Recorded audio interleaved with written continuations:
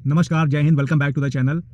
तो इंडिया मालदीव का इशू आज की डेट में बहुत ही सेंसिटिव इशू है। इसको ना केवल इंडियन मीडिया ने बल्कि पूरी इंटरनेशनल मीडिया ने बहुत अच्छे से कवर किया है। पिछले एक हफ्ते से ये जो इशू है वो न्यूज़ में बराबर बना हुआ है। बहुत सारे डेवलपमेंट्स हुए हैं, एक क्रोनोलॉजी सेट हुई है और इस चेन ऑफ इवेंट्स में बहुत कुछ आगे और होने को बाकी है।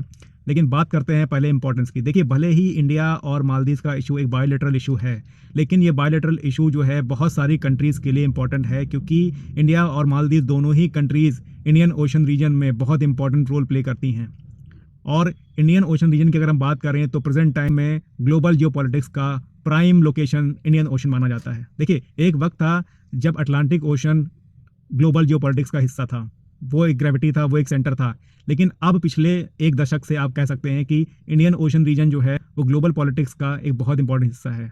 देखिए, अभी तक का जो चाइना का राइज था ना, वो पीसफुल था, लेकिन अभी क्या है ना, पिछले आप 8-10 सालों में देखेंगे कि चाइना किस तरह से अपना डोमिनेंस फैला रहा है। चाहे वो आप ईस्ट चाइना सी हो, चाहे साउथ चाइना सी हो, चाहे इंडियन ओशन हो। और इस वजह से यहाँ पे ना केवल इंडिया बल्कि यूएस, फ्रांस, जर्मनी, यूके, बहुत सारी कंट्रीज़ का यहाँ पे स्टेक है इस ओशन में। देखिए, अगर हम क्रोनोलॉजी की बात करते हैं तो इंडिया मालदीव का इशू स्टार्ट होता है जब हमारे पीएम पहुँचते हैं लक्षद्वीप।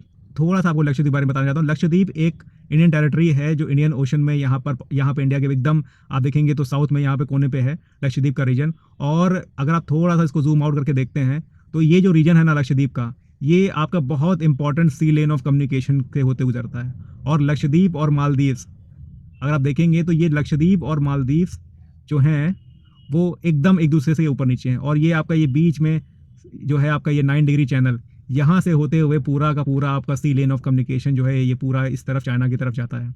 तो ये बहुत स्ट्रेटजिकली लक्षद्वीप बहुत इंपॉर्टेंट है।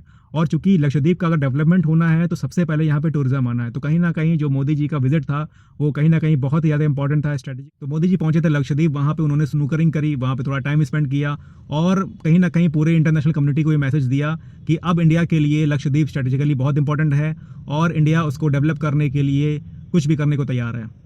इसका सीधा इफेक्ट जो पड़ा वो पड़ा मालदीव पे, क्योंकि मालदीव की जो इकॉनमी है वो टूरिज्म बेस्ड इकॉनमी है और सबसे ज़्यादा जो टूरिज्म है वो इंडिया से ही वहाँ पे आता है। तो कहीं ना कहीं जब मोदी जी ने अपील की कि आप जो है लक्षद्वीप आएँ, आप लक्षद्वीप की से अपनी इंडियन इकॉनमी को बूस्ट करें, लक्षद्वीप का डेवलपमेंट करें, तो इसका कहीं ना कहीं एक एडवर्स इफेक्ट पड़ा मालदीवियन गवर्नमेंट के ऊपर। और बौखलाहट में वहाँ के कुछ मिनिस्टर्स ने मोदी जी के खिलाफ कुछ अभद्र टिप्पणियाँ करी और बाद में भले ही उन्हें सस्पेंड कर दिया गया, लेकिन ये जो ब्लंडर उन्होंने कर दिया था ये ब्लंडर बहुत बड़ा ब्लंडर था। और इसका रिजल्ट ये हुआ कि बायकॉट हैशटैग करने लगा इंडिया के अंदर और बातें होने लगी कि ये मालदीव को बायकॉट किया जाए। सेलिब्रिटीज़ ने इसमें खूब जम के पार्टिसिपेट किया, आम जनता ने भी बहुत जम के पार्टिसिपेट किया और बहुत सारी बुकिंग्स कैंसिल कर दी गई। अगर मालदीव के टूरिज्म की बात करें तो इंडिया टॉप कंट्री है जहां सबसे ज़्यादा टूरिस्ट मालदीव जाते हैं। तो कहीं ना कहीं इस बायकॉट मूवमेंट का बहुत बड़ा प्रभाव पड़ेगा मालदीव की इकॉनमी पे। और इसका सीधा असर ये देखने को मिला कि मोहम्मद मुइज़ू जो प्रेसिडेंट हैं मालदीव के, उन्होंने चाइना से अपील करी कि आप अपने यहाँ से ज़्यादा टूरिस्ट हमारे यहाँ भेजें और हमारी इकॉनमी को शटर होने से बचाएं। और साथ ही ये अपनी प्लान ट्रिप पे चाइना निकल गए।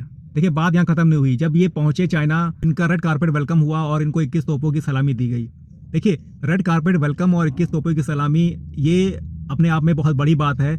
अगर चाइना किसी छोटे से कंट्री, मालदीव जैसी छोटी सी कंट्री को अगर इतना फुटेज दे रहा है, इतना इंपॉर्टेंस दे रहा है, तो इसके पीछे कहीं ना कहीं बहुत बड़ा जियोपॉलिटिकल एक मकसद छिपा हो सकता है। ठीक है, अभी क्या है ना, अभी हमारे यहाँ एक कहीं ना कहीं हमारी पूरी कंट्री में एक लहर सी है बायकॉट मालदीव, लेकिन स्ट्रेटेजिकली मालदीव की जो लोकेशन है वो इंडिया के लिए बहुत इंपॉर्टेंट है। और वहाँ जो की एग्रीमेंट साइन हुए उसमें ये टूरिज्म का एग्रीमेंट भले ही इंपॉर्टेंट ना हो, लेकिन जो ये लैंग्वेज यूज़ हुई कि comprehensive strategic cooperative partnership, grand assistance BRI के अंडर, ये सब अपने आप में बहुत ही ग्रेविटी वाले शब्द हैं। जब आप स्ट्रेटेजिक पार्टनरशिप की बात करते हैं ना, तो ये कहीं ना कहीं इकोनॉमिक पार्टनरशिप से एक ऊपर लेवल की पार्टनरशिप होती है। ये पार्टनरशिप होती है पार्टनरशिप ऑफ अलायंस, ठीक है, पार्टनरशिप ऑफ असिस्टेंस। तो कहीं ना कहीं ये स्ट्रेटेजिक पार्टनरशिप इशारा करती है चाइना के एक्विजिशन ऑफ फॉरेन लैंड की तरफ, है ना। अब देखिए, ये एक ऐसा मुद्दा है जो हो सकता है इस समय हमारे इंडियन मीडिया में बहुत ज़्यादा इशू में ना हो, लेकिन स्ट्रेटेजिकली अगर आप इसको देखें तो ये बहुत गंभीर मुद्दा है। जिस तरीके से इंडिया और मालदीव के रिलेशन ख़राब हुए हैं, उस तरीके से अगर आप देखें, थोड़ा सा इतिहास में पीछे जाके देखें, तो 2015 में जब इंडिया और नेपाल का रिश्ता ख़राब हुआ था, जब नेपाल में मधेशी ब्लॉकेट हुआ था, तो इसी तरीके से चाइना ने उसका फ़ायदा उठा के नेपाल के साथ एक ट्रांजिट एग्रीमेंट साइन कर लिया था। और भले ही वो नेपाल की ज़रूरत थी, लेकिन उस ट्रांजिट एग्रीमेंट के बाद चाइना का जो इंटरफेरेंस है वो नेपाल में बढ़ गया था। ठीक है, तो यहाँ पर भी कुछ वैसा ही होता नज़र आ रहा है। हम इंडिया में इस चीज़ की खुशी मना रहे हैं कि हमने मालदीव को बायकॉट कर दिया, लेकिन जो ये रिश्ते ख़राब हो रहे हैं, इन रिश्तों को ख़राब होने की वजह से कहीं ना कहीं इसका जो बेनिफिट होगा वो चाइना को मिलेगा। देखिए, अगर आप चाइना की इस पॉलिसी को जानते हैं, स्ट्रिंग ऑफ पर्ल्स, तो आप देखेंगे कि चाइना ने कैसे इंडिया के आसपास अपने मिलिट्री प्रेजेंस को बढ़ाया है। चाहे वो म्यांमार का क्यूपुक पोर्ट हो, या आपका हम्बनटोटा पोर्ट हो, या फिर आपका ग्वादर पोर्ट हो, कहीं ना कहीं ये स्ट्रिंग ऑफ पर्ल्स की स्ट्रेटजी में चाइना ने इंडिया को घेरा है। और अगर मालदीव्स का देखिए ये लोकेशन होता है मालदीव्स का, अगर ये अपना प्रेजेंस मालदीव्स में बढ़ाने में कामयाब हो गए तो कहीं ना कहीं इंडिया के लिए बहुत बड़ा सेटबैक होगा कि इंडिया के नाक के नीचे, इंडिया के बैकयार्ड में चाइना का एक मिलिट्री इस्टेब्लिशमेंट होगा। देखिए, जिबौटी की बात करें या मालदीव्स की बात करें, ये दोनों ही चोकिंग पॉइंट हैं जो इस पूरे के पूरे सी लेन ऑफ कम्युनिकेशन को कंट्रोल करते हैं। और ये कोई एक सिंगल एफर्ट नहीं है चाइना का, ठीक है।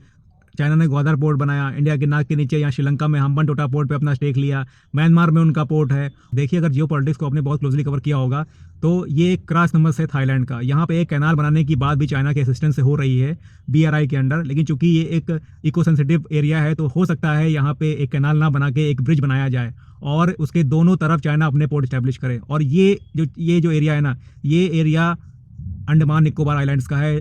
और इक्रा कैनाल या क्रा ब्रिज जो बनेगा, ओवरलैंड ब्रिज बनेगा, ये कहीं ना कहीं बहुत ज़्यादा क्लोज होगा इंडिया के टेरिटोरियल वाटर से। और यही नहीं, म्यांमार का एक कोको आइलैंड जो अंडमान निकोबार से 55 किलोमीटर दूर है, यहाँ पर भी सैटेलाइट इमेज से ये देखा गया कि चाइना अपना मिलिट्री सेटअप इस्टेब्लिश कर रहा है।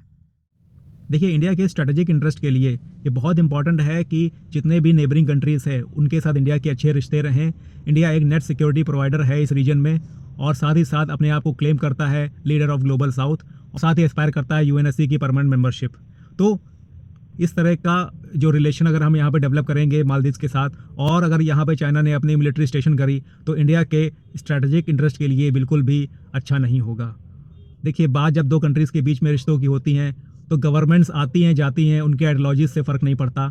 और भले ही प्रेजेंट टाइम में मालदीव्स में एक एंटी इंडिया गवर्नमेंट स्टैब्लिश हो चुकी है, लेकिन इससे पहले मालदीव्स में जो गवर्नमेंट थी वो प्रो इंडिया थी। बल्कि अगर आप फ्लैशबैक में जाएं, थोड़ा पीछे जाएं, तो 1988 में जो ऑपरेशन कैक्टस हुआ था, जब इंडिया ने मालदीव्स में एक तख्ता पलट होने से बचाया था, तो कहीं ना कहीं ये सारी चीज़ें जो हैं वो इंडिया मालदीव्स के रिश्तों को बहुत मजबूत बनाती हैं। और मेरे ख्याल से आने वाले वक्त में दोनों ही गवर्नमेंट्स इस चीज़ को मिल के कोई ना कोई सोल्यूशन निकालने की कोशिश करेंगी। तो आई होप आपको वीडियो बहुत अच्छी लगी होगी। अगर अच्छी लगी हो तो प्लीज़ सब्सक्राइब करिए ताकि मैं इस तरह की और वीडियोस आपके लिए ला सकूं। Thank you so much. तब तक के लिए जय हिंद, जय भारत।